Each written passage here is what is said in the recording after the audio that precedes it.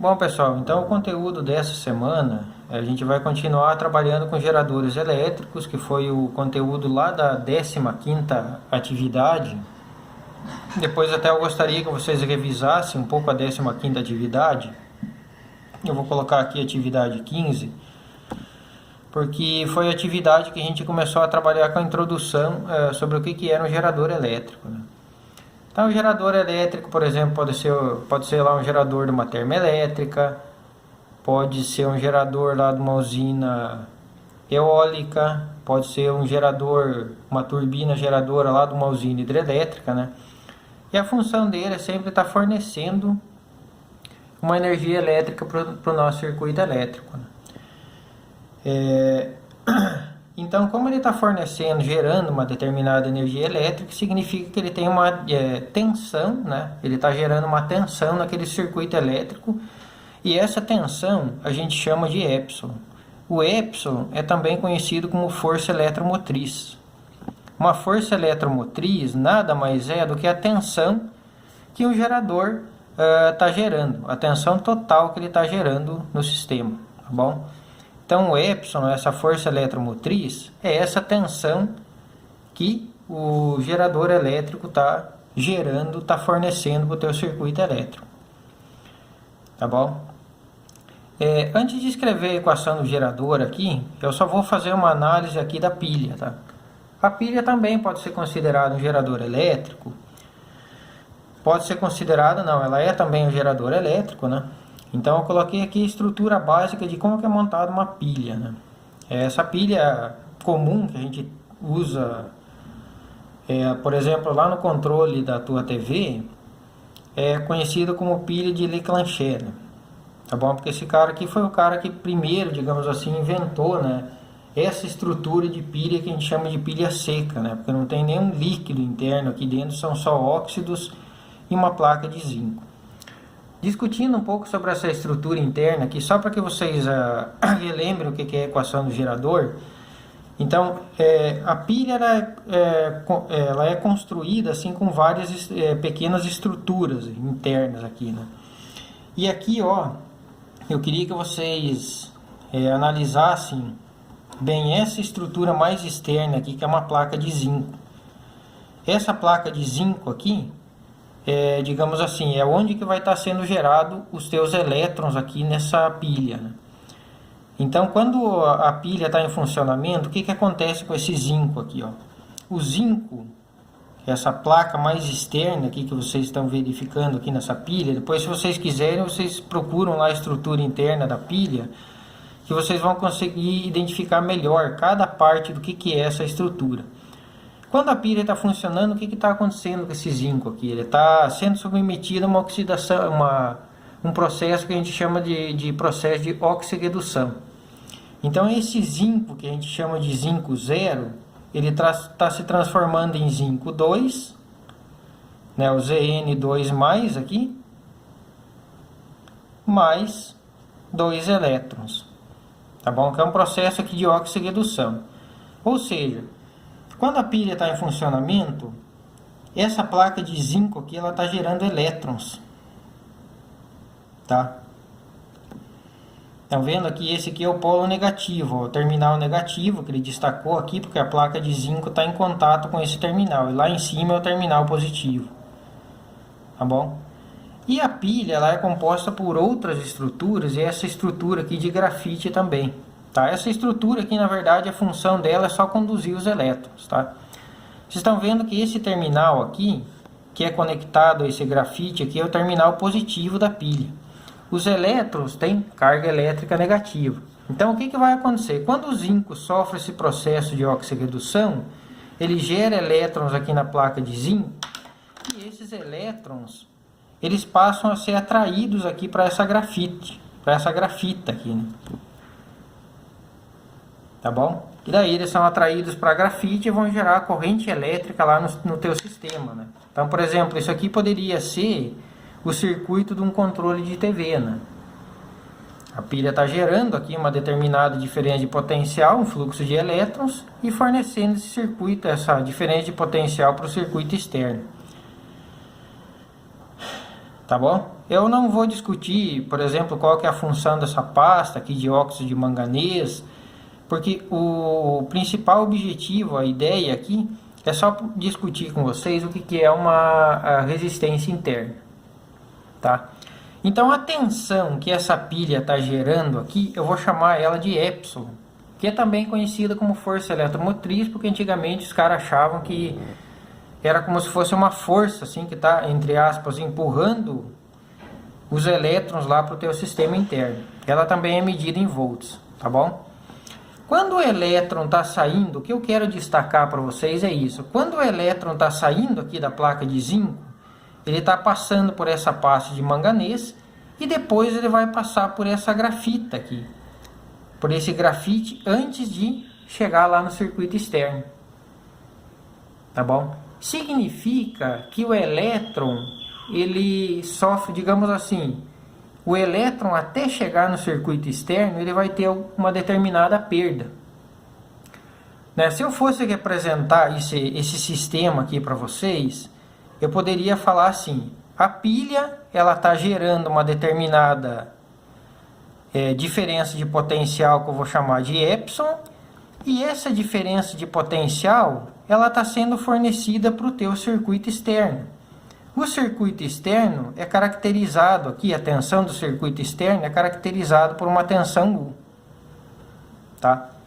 Então, se não fosse essas perdas aqui por resistência interna que o elétron sofre, eu poderia dizer para vocês que toda a tensão que está sendo gerada aqui na minha pilha, ela está sendo fornecida lá para o meu circuito externo. Mas, veja bem, para o elétron sair desse ponto aqui, passar toda essa pasta, passar aqui essa parte de grafite e chegar lá no teu sistema externo, ele vai sofrer uma determinada perda. E essa perda a gente chama de resistência interna. Então, toda fonte geradora de eletricidade ela vai ter uma resistência interna. Uma usina eólica, lá um gerador eólico vai ter uma resistência interna. Uma usina, uma turbina geradora, lá numa hidrelétrica também ela vai ter uma resistência interna. Então, nem toda a tensão que a minha pilha está gerando vai ser convertida em tensão externa lá para o meu sistema. Uma parte dessa tensão aqui, ela vai ser perdida. E essa parte aqui a gente representa por R vezes I. Nesse caso aqui, o que é o R minúsculo? É a resistência interna. Então, todo o gerador ele vai ter uma resistência que a gente chama de resistência interna. É a resistência à passagem de corrente elétrica. Tá? Lembra quando a gente trabalhava lá, por exemplo, determinando a resistência elétrica de fios condutores? Então, você tinha um determinado fio condutor aqui, né? Se você aplica uma diferença de potencial aqui nesse fio, os elétrons que vão estar se movimentando aqui, no interior aqui do fio, eles vão estar sofrendo perdas, porque eles vão estar passando pela rede cristalina desse material. Ou seja, esse material aqui, ele tem uma resistência elétrica, que inclusive a gente podia calcular por essa equação aqui, né? O ρL sobre A. Da mesma maneira, isso aqui a gente não vai ocupar agora, tá? Mas da mesma maneira é a resistência interna aqui da pilha. Para o elétron sair desse ponto aqui e chegar lá na grafita, ele vai sofrendo determinadas perdas. Então, nem toda a tensão que a minha pilha está gerando está sendo convertida em tensão externa lá para o meu sistema. Uma parte dessa tensão aqui está sendo perdida devido à resistência elétrica da pilha. Ok? O I aqui é a corrente elétrica que está sendo gerada no circuito. Vou colocar aqui, ó, corrente elétrica. Então, toda vez que a gente for representar, por exemplo, qualquer tipo de gerador elétrico, a gente vai representar ele da seguinte maneira. Ó. Então, imagina que aqui, por exemplo, eu tivesse a minha pilha. Ó, vou desenhar aqui a minha pilha, aqui ela está com o polo negativo e aqui ela tem o polo positivo. Tá bom? A tensão que está sendo gerada pela pilha, eu chamo ela de epsilon. Só que devido às perdas aqui que os elétrons sofrem aqui no interior do gerador, eu tenho então uma resistência elétrica que eu chamo de resistência interna aqui do gerador. tá bom? Que eu represento pela letra R minúsculo. Então, o que acontece? O gerador aqui, no caso, por exemplo, a nossa pilha, ele vai gerar uma determinada diferença de potencial fluxo de elétrons. Esses elétrons aqui vão sofrer perda devido à resistência elétrica do próprio gerador. Tudo isso aqui é a representação do gerador. E essa tensão aqui vai ser fornecida lá para o meu circuito externo. Então, é como eu descrevi para vocês ali anteriormente. O U aqui é a tensão que é fornecida para o teu circuito externo. Tá? Então, como eu descrevi ali anteriormente, se não tivesse essa resistência interna aqui do gerador, toda a tensão gerada aqui pelo nosso gerador ia ser convertida em tensão lá para o nosso circuito. Mas, devido à resistência elétrica, esse termo aqui ele sofre uma perda de energia elétrica.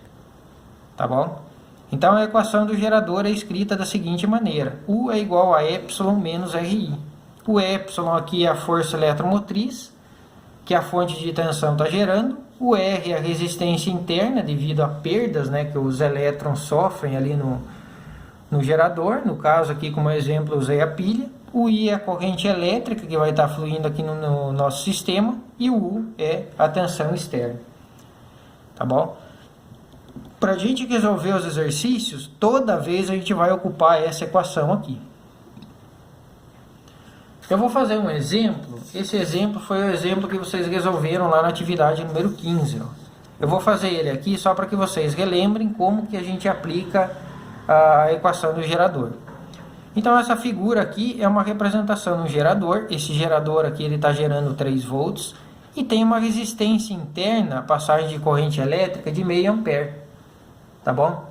O que significa essa resistência interna? Nem toda a tensão que está sendo gerada aqui pelo gerador está sendo convertida em energia elétrica lá para o nosso circuito externo. Uma parte está sendo perdida aqui no próprio gerador. Ok? Então, ele deu aqui ó, o valor de corrente elétrica, tensão que está sendo gerada pelo gerador e resistência interna, e pediu para a gente calcular a tensão que está sendo fornecida para o circuito externo. Ok? Então, eu vou mais uma vez aqui aplicar a equação do gerador aqui, ó. Tá? U é igual a Epsilon menos RI. Então, U, que é a tensão aqui que vai ser fornecida para o nosso sistema, é Epsilon menos RI. U vai ser igual a 3, que é a tensão que está sendo gerada aqui no gerador, menos o R, que vale meio, multiplicado pela corrente elétrica, que nesse caso aqui é 1 ampere. Então, aqui 3 meio vezes 1 dá meio, e 3 menos meio, e a tensão é 2,5 volts. Ok? Então, dos 3 volts que estão sendo gerados lá pela minha bateria aqui, pelo meu gerador aqui nesse caso, apenas 2,5 volts estão sendo fornecidos aqui para o sistema externo. Meio volt está sendo perdido. Tá bom? Muitas vezes, quando eles trabalham com geradores elétricos, vocês podem calcular também qual que é a eficiência do gerador elétrico. Né? Todo gerador elétrico, por exemplo, uma turbina eólica, ela tem uma eficiência. Tá bom? O que é essa eficiência? Essa eficiência é a quantidade de energia que está sendo gerada aqui, que está sendo convertida para o teu sistema. Deixa eu tentar fazer a conta aqui para esclarecer um pouquinho para vocês. Ó. Eu vou calcular a eficiência, por exemplo, aqui desse gerador. Né? A eficiência aqui nesse caso vai ser esses 2,5 volts dividido por 3 volts. É sempre o que está sendo mandado para o teu circuito externo, dividido aqui pela quantidade de energia que o teu circuito está gerando. Tá bom? Então, se a gente fizer a conta aqui disso aqui, eu vou ter uma eficiência de 83,3%. Tá bom? Significa que 83,3% da energia que está sendo gerada aqui no gerador está sendo mandada aqui para o circuito externo. O restante está sendo perdido aqui devido à resistência elétrica do gerador. Ok? Nesse exercício aqui, ele pediu para calcular qual que era a potência dissipada devido à resistência interna. Aqui. Então, para calcular a potência dissipada, a gente usa essa equação aqui. P igual a RI quadrado. Né? Lembra que a gente tem três equações, três fórmulas para você determinar a potência elétrica. Né? Uma delas é essa aqui, a outra é P igual a U vezes I, e a terceira é P igual a V quadrado sobre R, tá? Sempre que tiver que usar uma das três, eu vou deixar indicado aqui para vocês aqui no exercício, né? Mas é bom vocês saberem, porque o dia que vocês forem fazer um vestibular, um Enem, nem todas as fórmulas vão estar explícitas lá, ok? Então, nesse caso aqui, ele pediu para a gente calcular também a potência que é dissipada por esse gerador, por essa resistência interna. Né? Então, a potência, R I ao quadrado, o R vale 0,5 e a corrente elétrica vale 1 ao quadrado, fica próprio 1. Então, a potência dissipada aqui nesse resistor é de meio watt. Tá bom? A gente pode calcular também a potência total que está sendo gerada aqui nesse sistema. Né? Se potência é U vezes I, a potência aqui ficaria U, que é 3, vezes a corrente elétrica, que é 1, 3 watts. O que significa isso? O sistema está gerando 3 watts, meio watt está sendo perdido devido à resistência interna. Então, a potência que está sendo fornecida aqui para o meu circuito externo é 2,5 watts. Ok? Então isso aqui era só para relembrar a vocês o que é o nosso gerador elétrico e principalmente para relembrar essa equação aqui. Essa equação é a equação que a gente mais vai utilizar a partir de agora para fazer a associação de resistor. Ok?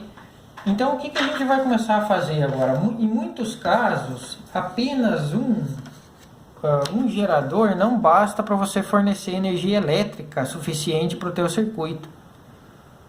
O caso mais clássico lá é, por exemplo, do controle remoto da tua TV. Se você abrir lá teu controle, você vai ver que geralmente tem 2 pilhas lá. Então o que acontece? Aquilo lá é um exemplo de associação de geradores em série.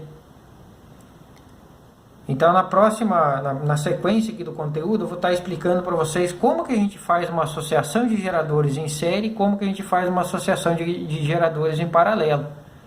Quando que se usa uma associação de gerador em série e quando que é conveniente você usar uma associação de gerador em paralelo.